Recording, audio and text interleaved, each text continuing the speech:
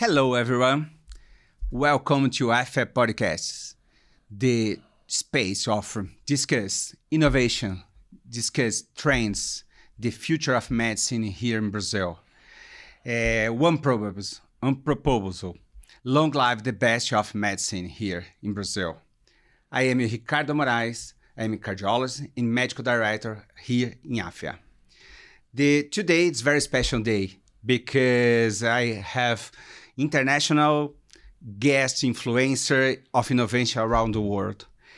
He is a founder, the Nosta Lab, a globally recognized think tank in innovation, and the one voice leading in the converged technology and the humanity. It's a great pleasure for us. Thank you for Joe Nosta. Stay here. It's my pleasure. I've just had a realization. You're the guy I want to be.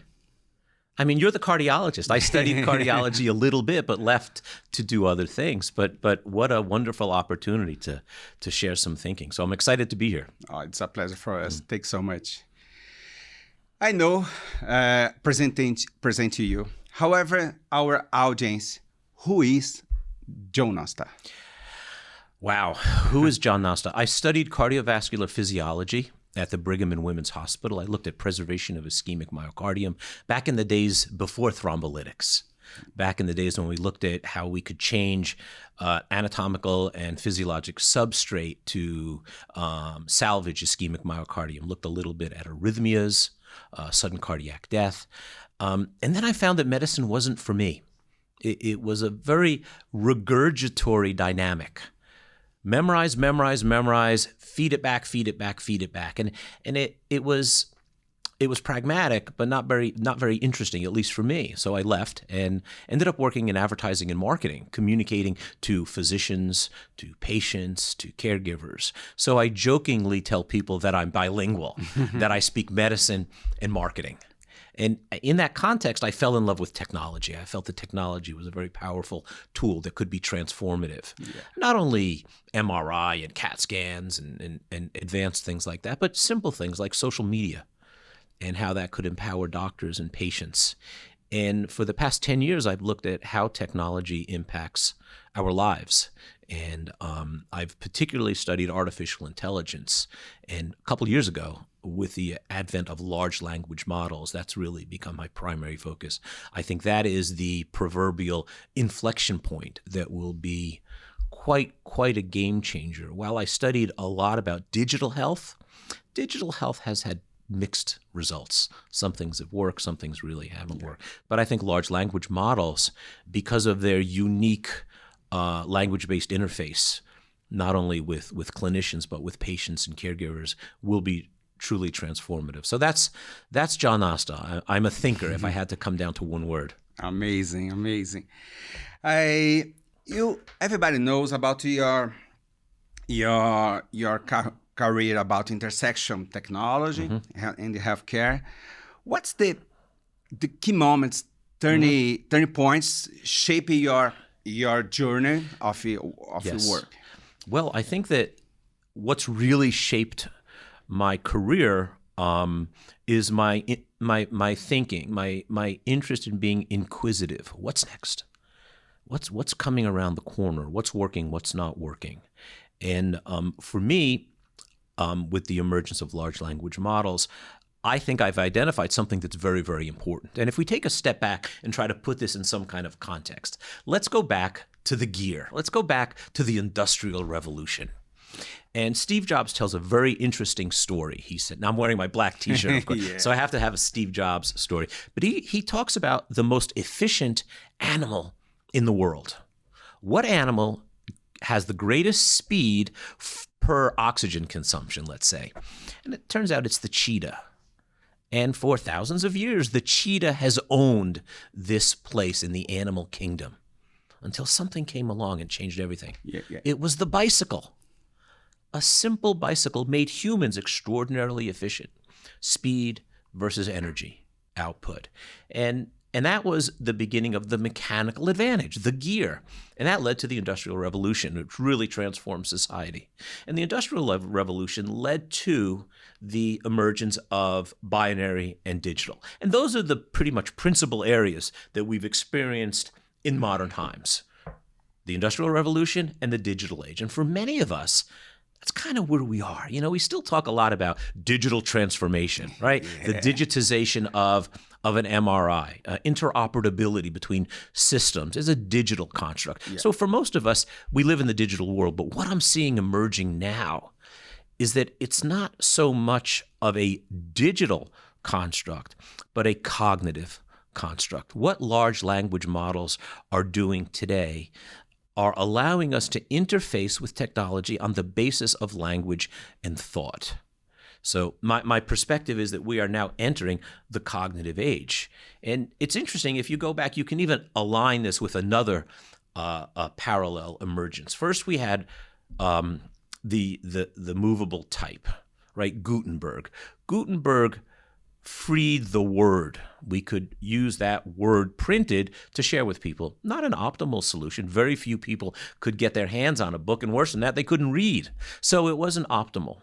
Then we had the emergence of language and, the emergence of ideas, the emergence of facts. And that's what Google is. Google gives us facts that are transactional. Yeah.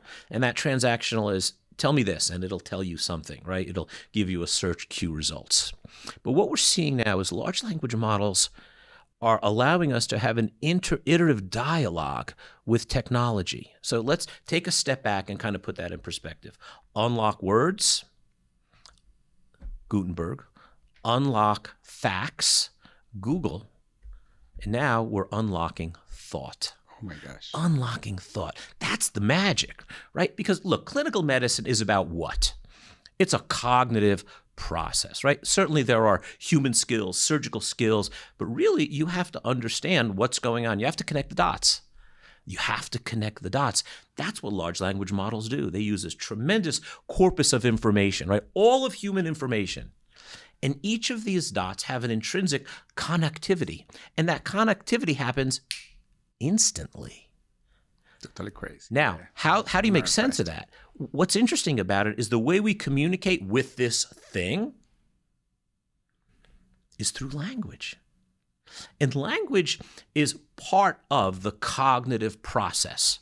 Some argue that language is not essential. I believe that language is an essential component. We have inner monologues, right? We're seeing a patient at bedside and we're leaving the room, we're walking down the hall, we're saying, so let's see, we've got ST segment elevation, but there's no sign of acute MI. Maybe we're looking at early repolarization or something. That's a very complex thought process. That's what goes on in our head, and that's mediated by language. That's the internal dialogue. That's why large language models are so powerful, because they speak the language of cognition. And it's served up to you in a way that you want it. When we were talking yesterday at my lecture, I started off by saying that the brain was lonely. Yeah. And I saw the faces look around and I say, what is he talking about? From a physiologic perspective, our brains are amazing things. From something as simple as the circle of Willis, right, where we have sustained perfusion. If we lose one side, one of three sides, right, we still have sustained perfusion. We also have amazing cognitive capacity. And that cognitive capacity is very different from that cheetah. I want to go back to that cheetah in Steve Jobs, because the cheetah was limited in its functional expertise by lactic acid, right? I mean, if we sprint, we go 100 meters, 200 meters, we stop because it hurts. Our brains don't have the same fatigue component of lactic acid. Our brains have what I argue, and I use this word in quotes because I don't think it's 100% accurate, but our brains have an infinite capacity for thought. If you meet someone new, if you fall in love, if you're in a relationship, and you're on the phone with that person for 2 or 3 hours, and you end the call, you're not tired, you're not fatigued. Yeah. You're rejuvenated, right? So our brains are really, really uniquely optimized, but they've been lonely. They've been lonely because they haven't had a partner to have that high-level cognitive function. And now, after thousands of years, I believe that large language models are our brain's perfect partner because, in a way, they're kind of optimized together. So I think that's the advantage. That as a clinician, as a medical student, we will be able to engage with these models and understand and learn and be taught and really reach a new level of medical education that is really unrivaled in all of education. It really is a unique time. But what's it mediated by? Thought. That's why I think we are in the cognitive age, moving from the mechanical advantage to the digital age into the cognitive age. We don't make the cognitive age subsume the prior models. In other words, gears are still important. Digitization is still integrally important. Yeah. But what we're seeing now is cognition is profoundly important. And that iterative dialogue, that back and forth, asking the question. We think that's new. It's not new. It's actually old. It's the Socratic method. It's the Socratic dialogue where we have a teacher speak with a student and goes back and forth, questions and answers. And that's the basis. That's the template for knowledge and wisdom. But you know what? It's not only Socrates. It's rounds. Think about it. You're standing at bedside, medical student, resident, chief of medicine, whomever it may be. We have an iterative dialogue. It's question, answer. We are recreating that in a technological form. Think what that does to education. We all have a favorite teacher. Yeah. Right? Yeah, well, now we can have a large language model deliver information not to us, but with us in an iterative dynamic that could be witty, playful, PhD level, cardiologist level of a patient, a fifth grader. We can have that information delivered to us in a way that's tuned to a creative frequency that aligns with our brain. It's almost as if it's a resonance dynamic, that information is being served to us. So I know I'm talking too much, but it's such an important time in human history that it just gets me excited. Yeah, great. It's amazing. I totally agree. But at the same time, every colleague, every physician or med students don't know about the NI, GenAI. Talk me a cliche question. This cliche question. Of course. Will be replaced, switch over the healthcare professionals, physicians, because I don't know the NI. I can use probably the next generation it's replace. Scary, right? It's scary, right? I mean, let's talk about innovation very, very broadly. Okay, innovation is a two-sided coin. On one side is the innovation. On the other side is obsolescence. So when our phone becomes obsolete, we get a new phone. When our cars become inefficient, maybe we move on to something like an electric car. Yeah. When our 38-inch flat screen TVs become too small for our male sensibilities to watch the soccer games, we want a big one, right? What do? We throw away the old TV. For the first time in history, we're seeing that human cognition is on the obsolescence chopping block. Oh my gosh. That is freaky, right? It's crazy. Yeah. But that's kind of where we are. Now, unfortunately, most people get their information about AI from Hollywood, from movies like The Terminator. Yeah, imagine if I'm a patient who has metabolic syndrome, managing obesity or diabetes, and I get my information from Hollywood.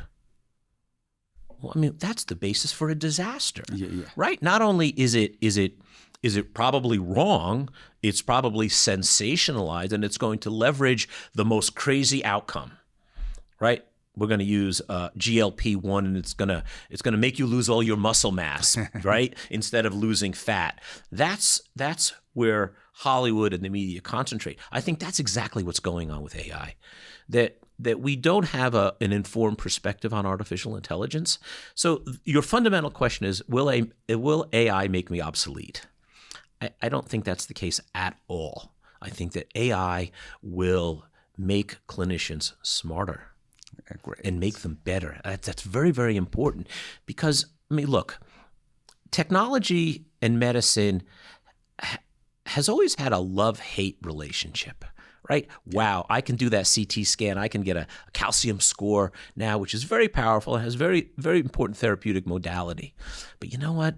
The electronic health record is cumbersome. It takes a lot of my time.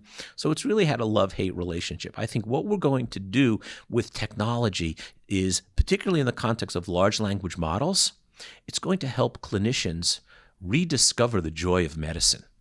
Now, I'm going to say that again because that's a big idea. That's important. Think about the emotional construct. Let's not even talk about the cognitive construct. You have a patient who's ill. You're seeing that patient in the emergency room. You don't know what's going on, but you come up with the right diagnosis. You have a smart differential, and you might find something that might not be as obvious. But you as a cardiologist come in and you see Lown-Ganong-Levine syndrome or Wolff-Parkinson-White or something like that. It makes you feel good, right? I mean, that's the humanity of medicine. And now large language models become a partner with you. And that partnership is going to enhance care completely, without question. And that's going to give you a cognitive advantage. It's going to improve care directly. So in essence, the physician is going to become more integral to care. And it may not be, what did the doctor say? It may be, what did the computer say? But the other part of that question is, and what did the doctor do? So I still think there's an extraordinarily important functional component to clinical medicine and doctors and surgeons and in many of the areas of medicine. So no, medicine will not take your job. In fact, in many instances across all occupations, AI will grow the pie. It doesn't cut the pie into smaller pieces. It grows the pie. Just think about the development of the camera. Did the camera destroy the portrait artist? No. Not at all. In fact, the camera gave rise to new innovations that we use commonly today. Not only the digital camera, but something as crazy as the selfie. That's an industry in of itself that we never saw when we first developed the camera. So the pie will increase.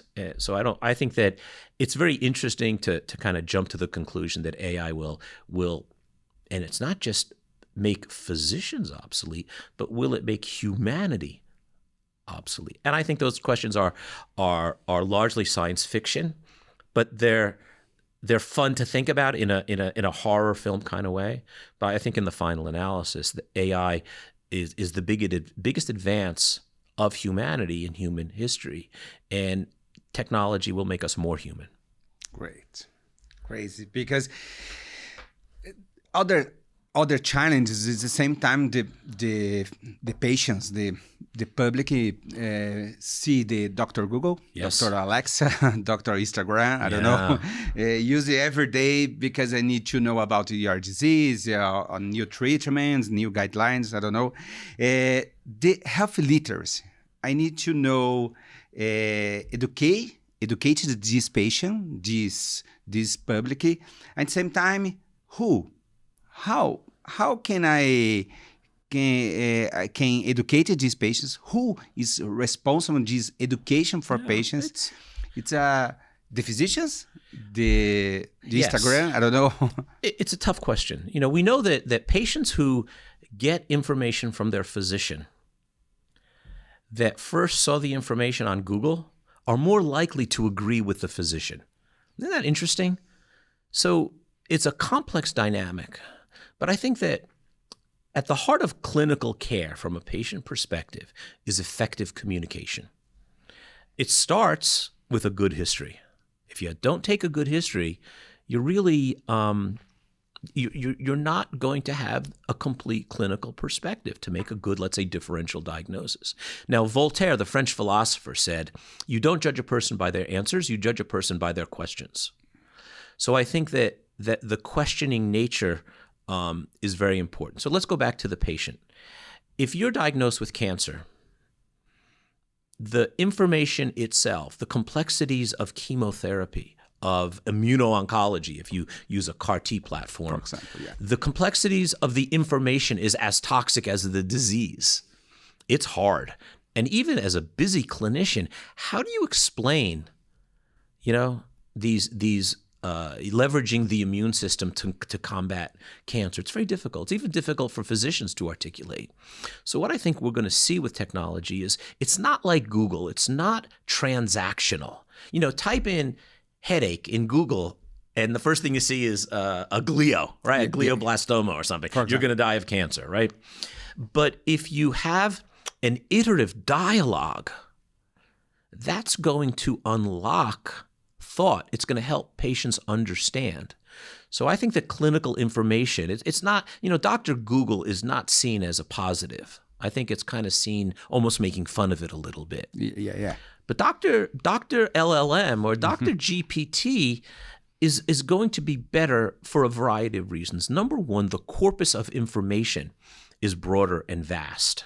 Number two, the ability to connect various features or facts, headache, pain, migraine, whatever it may be, coffee, lack of sleep, is going to be able to let these models articulate a better message to patients. And thirdly, and this is really important, the information is delivered in a way that is appropriate for the patient. If you ever write a script for a statin, let's say, the patient gets a tear sheet that says, take this, maybe be aware of muscle pain, right? Myalgia, whatever it is, right? If you get an antibiotic, it's make sure you take all of your medicine, take it with food or without food, whatever the drug is. But that information is delivered the same way to every patient. So think about that, right? It's written on a 5th grade level, which means it's written for no one. It's written for no one. But if I want to talk to a patient about a condition, drug therapy, therapeutic options, if I'm talking to a 65-year-old engineer, maybe I want to have a bar chart with a p-value. Could you imagine having a p-value? Yeah. If that's the way the patient wants it, if that's the way their brain is tuned to think, shouldn't we do it?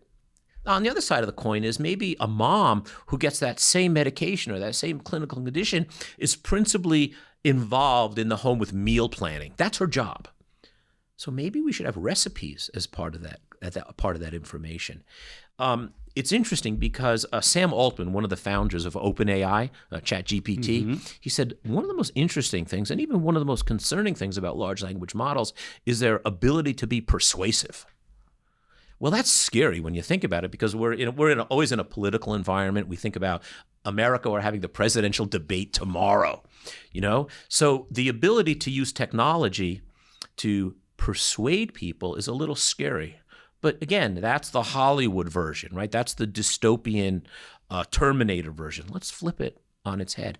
What about using language, well-crafted, uniquely tuned language, to persuade your patients, to convince your patients to stay on that diet, right? Yeah. And you don't have, as a clinician, you just don't have the time to do that. So, I think that the delivery of information in an iterative dialogue is going to be very, very powerful. Are there downsides? Of course there are downsides, but the upside is extraordinary. So I think that we're going to see patients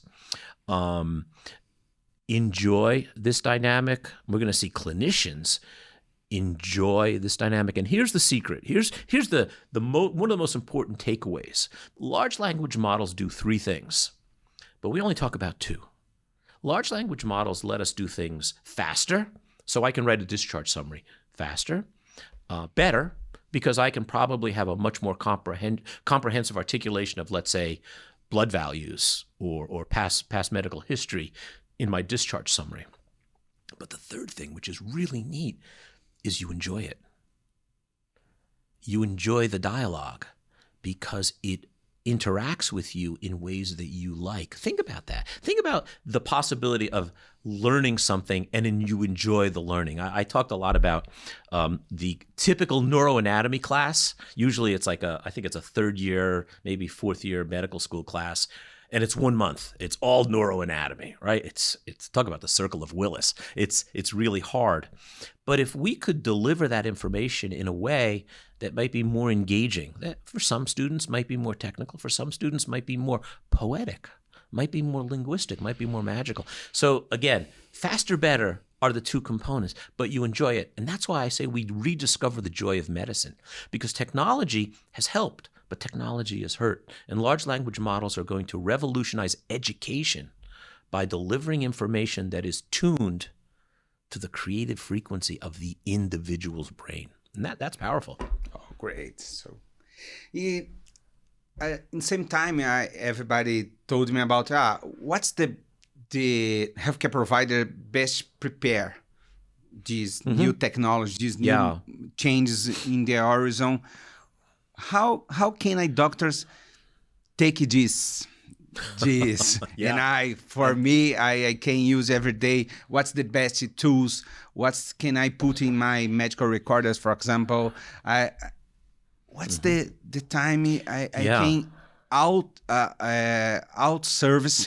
I out prepare about this. I need to use. My patient told me, for example, I saw in GenAI, in ChatGPT, I need another opinion, second opinion for you, because I read in ChatGPT. I need to know what's your opinion about my disease. We see this all the time in clinical medicine. How about patients who come to practice with their 23andMe data? Or maybe more sophisticated genomic analysis, or Fitbit data. They come to their cardiologist and say, here's my Fitbit data. Yeah. A classic example is blood glucose monitoring. We found that with continuous blood glucose monitoring, that was a big advance, right? A simple sensor on the side of the arm. It was revolutionary, particularly with type 1 diabetes, because it let clinicians have a finer level control of insulin. The problem was all that data was unreadable to most endocrinologists. So it was useless. It made a nice theory, continuous blood glucose monitoring, brilliant. But when the patient brought that data to the endocrinologist, most of the time, they just made a small or no adjustment in their insulin level based upon their gut feeling. So that's a problem sometimes. When we have new technology, we have CRISPR, fMRI, we don't have access. As clinicians, we really don't have access to that technology. Yeah. But this technology, large language models, is something that we have access to. And I think that's the answer to your question. You have to try it. You have to use it. And the interesting thing about large language models is it's not just a clinical tool. It's a social tool. If you want to go on vacation or you want to help manage your kids. My daughters were studying the Krebs cycle, right? 1,6 fructose diphosphate. Everybody had to learn the Krebs cycle, right? It was a pain in the neck. Most of us completely forgot it, right? That why did we learn it? What's its use? So I was teaching my girls the Krebs cycle, and we had a large language model make it into a poem. Oh my God. And they're like, Dad, I got it. Look, when you learned the cranial nerves, right? You didn't learn the cranial nerves. You learned on old Olympus towering top, or there's a dirty one, there's a playful one. You learned it that way because it was attuned to the language capabilities of your brain. So I think I challenge clinicians and medical students to just go on and learn it. Now, remember what we said about Voltaire. Voltaire said, you don't judge a person by their answers, you judge a person by their questions. The very nature of the prompt is where the power lies. So don't tell me, what's the differential diagnosis of a 28-year-old girl with belly pain, right? Don't do that as a prompt. Write a prompt that's richer. A 28-year-old woman presents in the emergency room with right lower lobe quadrant abdominal pain, febrile for 2 days, whatever that might be. Because what that does is it activates the model. When we're speaking to a large language model, we're teasing it, we're hypnotizing it, we're stimulating it. Because once that language is activated within the matrix of the nodes of information, you get a better output. In fact, there's some data to suggest that large language models that are well prompted do better than large language models that are supplementary trained on medical data. Isn't that interesting? So in other words, you're better off being a good prompter than you are having a better model. I think the answer is probably a little bit of both. But so my challenge, particularly to medical students, to digital natives, to kids who reach for their phone as their source of information. You and I, we reach for our book. Yeah, right? yeah. We take Bronwell's book off the shelf, Yeah. a big heavy book, and we are looking. That's a very time-consuming process. But now with large language models, we have the ability to act quickly, swiftly, speed. That's real interesting. Now I don't know if Dr. Braunwald or some of the cardiologists would be pleased if I asked in rounds, what are the 5 reasons for ST segment elevation? And one of the medical students pulled out their phone and talked to GPT. What would happen? I think that they would be in trouble. Put that phone away. You have to memorize that. But that's going to change. That's going to change because I think fundamentally what we need to think about is what is the value or what is the role of cognitive heavy lifting in medical education when we have instant access to the language of the world. How do we manage that? Now, and when I'm alone in the ER and I'm the only doc and a patient has cardiac arrest, I don't know if I want to reach for my phone, right? I need to act quickly, right? I need to whatever, defibrillate, I start breaths. So the reliance on the phone could be a crutch, could be a hindrance. And that's what a lot of, I think, contemporary physicians feel, that, you need to be able to manage it quickly, to think on your feet as a clinician. That's what Rounds is about. What do we do? How do we act? But I think that the speed of engagement and the iterative nature of large language models give us functional speed that in the final analysis gives us better outcomes. So the 3 seconds it takes me to talk to GPT may be life-saving because of the nature of the information. Yeah, totally agree. In emergency rooms, the support decisions, every day everybody needs to this new tool because the decision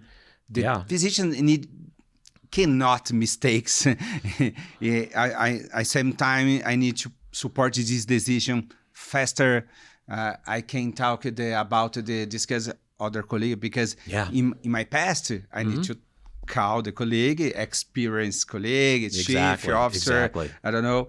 I need to discuss a case, clinical case, because I have doubt about the diagnosis, the next step, the exams, the image exams, labs. I don't know. Sure. Now I see the colleagues, the younger colleagues use the GPT in, for example, in rounds. I can discuss new guideline because the guideline are out today. Today, I can put in I can give the patients the best treatment, the new treatment. Medicine is an old art. Yeah. Right. Hippocrates. We still swear, right? I mean, to Hippocrates, either that or the oath of Apollo when you take a vow or oath. So it's steeped in tradition. And that tradition is powerful. One of the most powerful expressions in medicine is, that's the way I was trained. So if you're trained to evaluate a pulmonary nodule post-chemotherapy using CT, that's the way you're going to do it, right? Yeah. So if I tell you that, well, now we can use tomosynthesis using a new inexpensive technique, you're like, well, that's not the way I was trained. So again, there's tremendous cognitive inertia in medicine. But, we have to think about it. What is medicine's greatest strength? It's humanity. It's humanity, laying on of hands. Yeah. What's medicine's greatest weakness? It's humanity.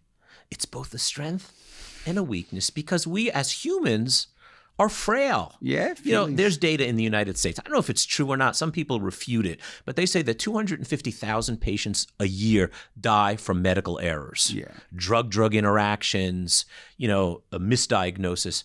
That's one 747 airplane crashing every day. Just imagine if that happened in society. Everyone would be up at arms. So we have to recognize that while technology does make errors, right? If GPT comes up with a bad diagnosis or something that's wrong, that's the headline in the news. But we tend to accommodate human errors because that's human. That's the practice of medicine. We're imperfect. bad things happen. Yeah. But I think that technology will do something very interesting. It will shine a light on the frailty of human practice. Yeah. It'll shine a light on the differential diagnosis. Think about psychiatry and psychology. Very, very, very subjective. Are you depressed? Well, maybe yes, maybe no. I mean, there's a Hamilton depression score. There are instruments and models, but most clinicians don't use these validated models. You're not sleeping, you're a little sad, I'll put you on an SSRI. That's highly subjective. I think that large language models, with their analytical skills and prowess, will help us focus in on decisions, will help us make smarter decisions, and that's going to improve care. But it strikes at the ego of the doctor. You know, who's the smartest person in the room? It's the doctor, right? And the doctor wears their stethoscope. You know, cardiologists have the best. They have their Littman cardiology stethoscopes, and they wear it to identify themselves as the doctor. So when we say that technology might be smarter, I think that's a fair comment. I think for some overt and direct analytical skills, we are at the point today where technology is smarter than the physician. It becomes a little bit more subjective with intricate diagnoses and social factors. That's why the physician is such an important part of care. But we are at the point now where the smartest person in the room is technology. Now, what does that do to the underlying psychopathology of the clinician? Very interesting. We see that in law also, you know, that lawyers, you know, doctors and lawyers, they are the cognitive leaders. Yeah. But their position is being threatened a little bit. And I don't think it's not a threat. It's a dance. It's a dance where people interact with computers and technology and large language models, and it not only becomes faster and better, but it becomes enjoyable because we're saving lives. We're providing better care for patients, and that's the ultimate reality to technology in healthcare. Oh, amazing. In this, you told about data. I have in Brazil and around the world, this is true. This scenario, open health. The open health in Brazil is the most challenge because the big tech don't give the data.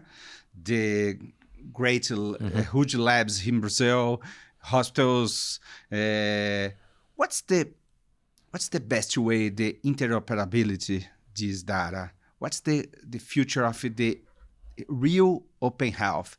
Because now everybody has a data. Mm-hmm. The data is staying inside the hospital, and it stays there inside the offices. Don't have connection in this data. It's a complicated question.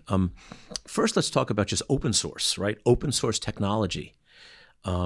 GPT is a proprietary methodology. It's closed. It's what OpenAI has. But there are many models, large language models, that are open source that allow people to change them, to advance them, and to improve them. And we're seeing the advances are, if not equal, better than the closed source technology. So look at Elon Musk and his technology. That's open source. He gives it away. Look at Jonas Salk. What did Jonas Salk do with the polio vaccine? He gave it away. It was publicly available.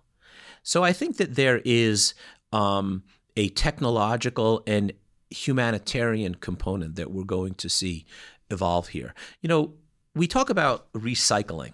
In Brazil, I see recycling containers all over the place, right? Glass, paper, metal. We don't recycle data. We lock data away. A pharmaceutical drug trial collects extensive data, and then that proprietary data is closed. The drug is approved, and maybe we'll go back and do a post-marketing surveillance study, but for most, that's not available. But I think that the data that we collect can be used extensively, not only in research, but also in care. So let's go back to that person who gets the CT scan for, let's say, a right lower lobe pneumonia, right? You write on the order, you know, chest CT scan, indication, rule out pneumonia, right lower lobe. The radiologist automatically looks at the right lower lobe. As soon as they see it, they're primed, right? They look at the mediastinum, cardiac silhouette, the costal frontal angles. They look at that stuff too. But all that data, the richness of that data is not used. It's thrown away. But in today's world, there's a company called Nanox in Israel that looks at CT scans and evaluates them beyond the indication. So, for example, any person who gets a CT scan of the chest should have a calcium score automatically. We also can measure the intervertebral spacing of the spinal column to look for osteoporosis. So I think that data is going to be used in new ways. So data will be unlocked. And that open source will become much more prevalent because it's going to be dictated by its social relevance, its need in society. But it's still, it's still tricky. What's mine is mine, and I don't necessarily want to share it. But even privacy changes. 100 years ago, no one would know where I lived, right? They wouldn't be able to see my house, probably. But today, they go to Google Maps and they can find where I live and get a picture of my house. We accept that. Right? Some people may be a little bit less than others, but that's the nature of change. So I think that we're going to see these things evolve. The nature of privacy will change. Even in America, where we have HIPAA guidelines, health privacy guidelines, those were written 30 years ago. How could we possibly understand health protection guidelines in today's world? So I think we need to really revisit that. So when we talk about open source is the path forward. Sharing of data will become, I think, much more commonplace. And also, patients will own their data in the sense that they have it, that they'll be able to take that CT scan of the chest. They'll be able to take their serial EKGs over 10 years and have it in their health vault, and have a large language model interrogate it for the physician or for them. So I think we're going to change it. It's a very complicated area. Yeah, I know. What's the next frontier? What's the next future of healthcare? Increase the LLM, increase the other options, the new technologies. What's the new? What technology is doing is allowing us to see better. And that is sometimes referred to as image detection, that we can look at a chest film or an MRI, and we can see patterns that perhaps humans don't see. In England, mammograms are required to be read by 2 clinicians. Oh, right? Now, one of those clinicians is AI. Isn't that interesting? So a human reads the mammogram and an AI reads the mammogram. It's an interesting path forward.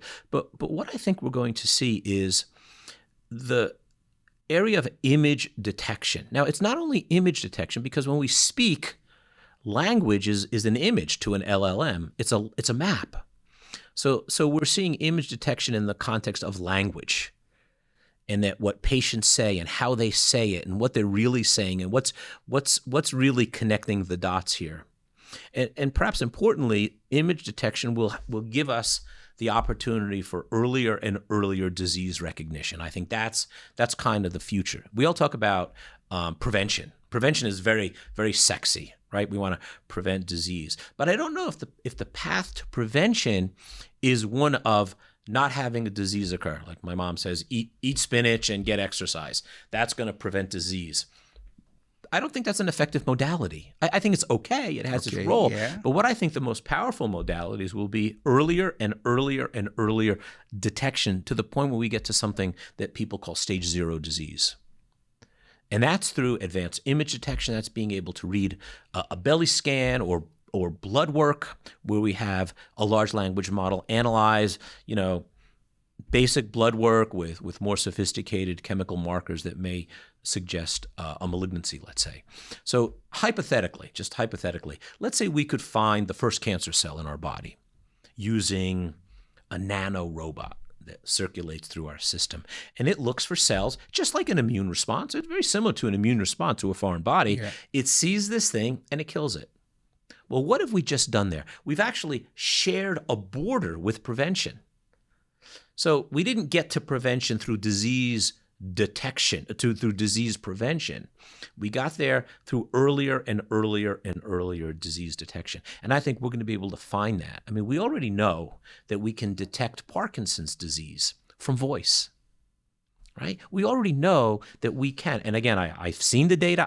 I still have trouble believing it, but we can detect coronary artery disease from voice. Oh my gosh. Extraordinary. Because what does that mean? That means maybe now a telemedicine visit can have diagnostic and prognostic significance.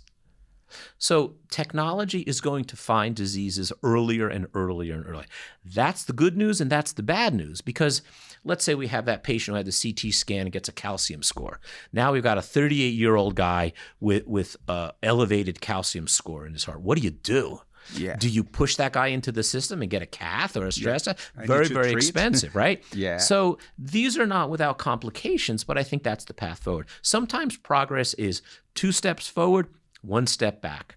2 steps forward, 1 step back. That's exactly what we're seeing now with image detection. That's exactly what we're seeing with large language models.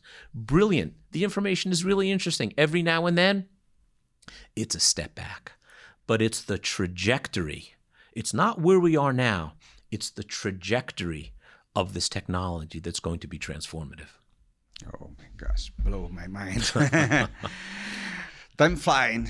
Time flight when to have fun here. I hope everyone like it, how I like it, and learning with the most important personality, the John Nosta, building the history of the future care.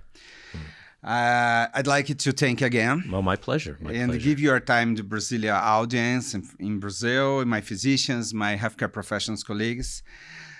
However, I'd like to listen at least one takeaway message. Takeaway message to our audience. Do you give us? I want to use ancient wisdom to talk about technology. Because we all talk about the fancy, sexy, exciting technology. But in the final analysis, we learned that as we think, so we act. As we act, so we become. And it's our ability to optimize our thinking, our cognitive processes as cardiologists, as clinicians, and humans. And that is the very fundamental aspect that is changing right now. We are expanding our capability of cognitive processes as we dance together with large language models. And that's the future. Oh, thanks so much. And I'd like to thank you, everybody, our audience. Don't forget to follow AFIA Podcasts in streaming, social medias. Stay tuned about the news, upcoming episodes. See you the next time.